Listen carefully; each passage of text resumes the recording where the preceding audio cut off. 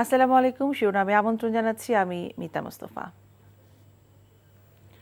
৭১-এর ঘাতক দালাল নির্মূল কমিটির উপদেষ্টা মণ্ডলীর সভাপতি শাহরিয়ার কবির, সাংবাদিক মোজাম্মেল বাবু এবং শ্যামল দত্তকে আদালতে হাজির করে ১০ দিনের রিমান্ড আবেদন করেছে পুলিশ।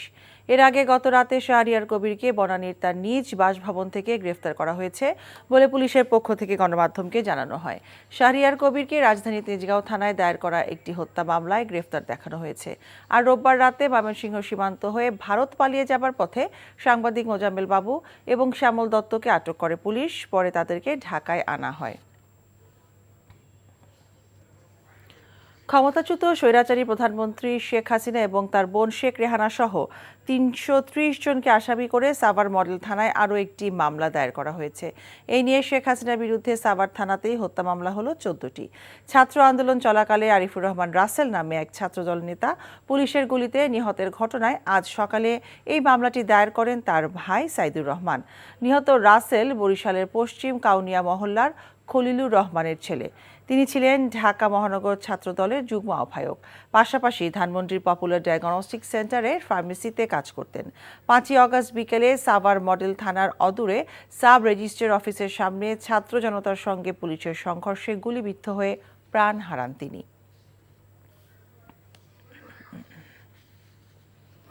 আন্তর্জাতিক গণতন্ত্র দিবস উপলক্ষে আজ নয়াপল্টনে বিএনপির সমাবেশ হয়েছে। দুপুর ২টায় সমাবেশটি শুরু হওয়ার কথা রয়েছে। সমাবেশস্থলে আছেন আমাদের সহকর্মী মেজবাহ হাসান। আমরা সরাসরি কথা বলছি তার সাথে। মেজবাহ, সমাবেশের আয়োজন কেমন দেখছেন?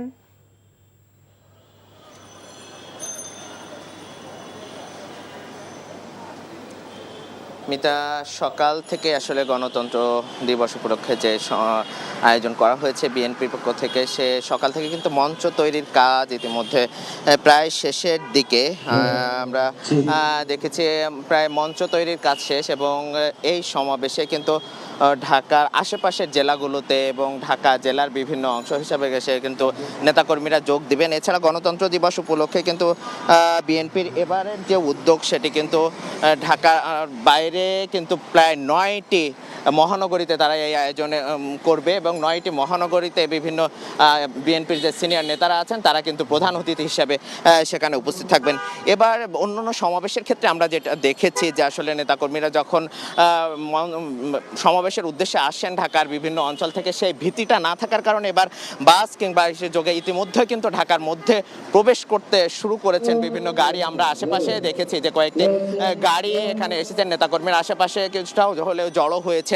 আস্তে আস্তে কিন্তু এই সমাবেশে মূল যেটা কিন্তু দুপুর ২:৩০টায় শুরু হবে এবং সমাবেশের যে মধ্যমণি তিনি হল বিএনপির ভারপ্রাপ্ত চেয়ারম্যান তারেক রহমান ভার্চুয়ালি যুক্ত হয়ে কিন্তু নতুন বার্তা দেবেন দলকে গঠনের এবং যে আগামীতে জাতীয় নির্বাচন, সেই নির্বাচনে কিভাবে পদক্ষেপ নেবে সেই বার্তা কিন্তু তারেক রহমান নির্দেশনা দলীয় নেতাকর্মীদের দেবেন। সেই অপেক্ষায় আসলে এখন পুরো বিএনপির নেতাকর্মীরা। এছাড়া যদি এখানে এখন পর্যন্ত নেতাকর্মীদের আমরা উপস্থিতি দেখতে পাচ্ছি না, তবে আশেপাশে বিভিন্ন জেলায় এখান থেকে ফকিরাপুল মোড় এই জায়গাগুলোতে কিন্তু ঢাকার যে বাইরে থেকে ছোট ছোট লটে কিন্তু বিভিন্ন বাস যোগে কিন্তু নেতাকর্মীদের যে গ্রেপ্তারের ভয় না থাকায় কিন্তু তারা এসে সেখানে খণ্ডভাবে মিছিল করছেন।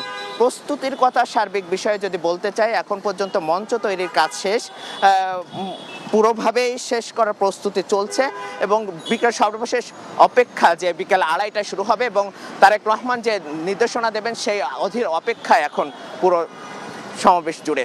এই ছিল সবশেষ সমাবেশ নিয়ে। মিতা, নয়াপল্টন থেকে জানছিলাম বিএনপির সমাবেশের খবর। অস্থিরতা কমেছে শিল্পাঞ্চল আশুলিয়ায়। উৎপাদনে ফিরেছে অধিকাংশ তৈরি পোশাক কারখানা। এখনও খোলেনি অনির্দিষ্টকালের জন্য বন্ধ ঘোষিত ১৯টি কারখানা। এই নিয়ে চলমান সংকটে বন্ধ রয়েছে ১৮৪টি কারখানা। বিষয়টি নিশ্চিত করেছেন শিল্প পুলিশ আশুলিয়া জোনের পুলিশ সুপার মোহাম্মদ সারওয়ার আলম। শিল্পাঞ্চল ঘিরে রয়েছে যৌথ বাহিনীর সমন্বয়ে পুলিশ, আর্মড পুলিশ, শিল্প পুলিশ, র্যাব, বিজিবি ও সেনা সদস্যদের তৎপরতা।